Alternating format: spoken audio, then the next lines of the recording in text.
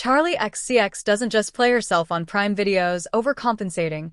As the show's executive producer and music producer on the show, she was deeply involved in working behind the scenes and helping the music flow throughout the 8-part series.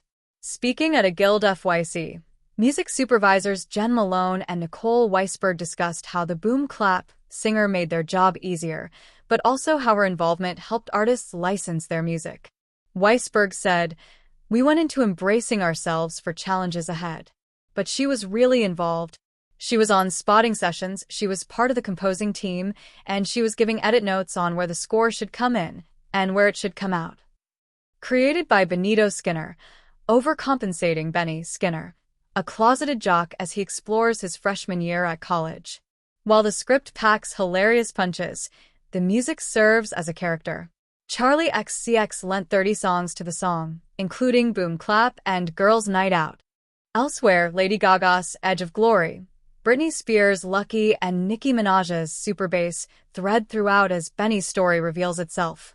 Weisberg explained that a lot of the music was built into the scripts, so coming into the show early helped address the must-have moments. Furthermore, every episode was named after a song. That was step one on the show.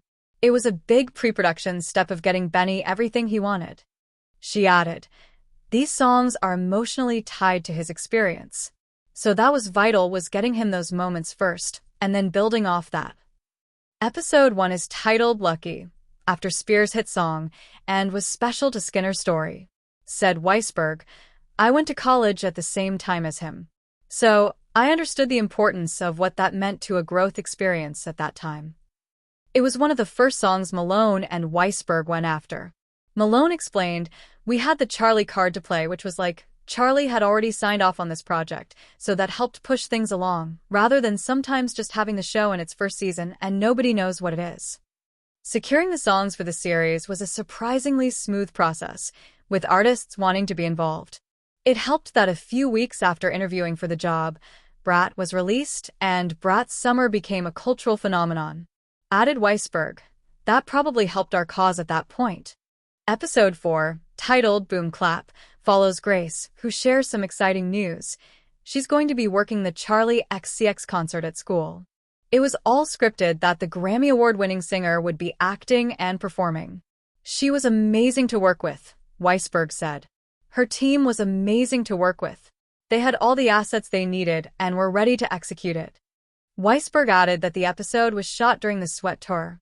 She was in Canada where they were shooting, and it was like, perform the tour, be on set at 5 a.m., and I think they did that all in one day in a 10-hour sequence of time. While most of the songs were an easy process to secure, there was one that proved a challenge.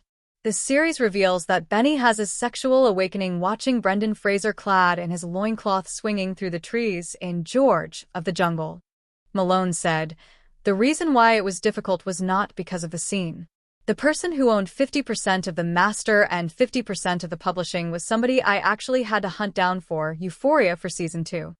Malone continued, "One of the rights holders is 80 years old, so I dealt a lot with her daughter." Malone added, "Overall, compared to shows where we do get a lot of denials, I think this one was pretty easy."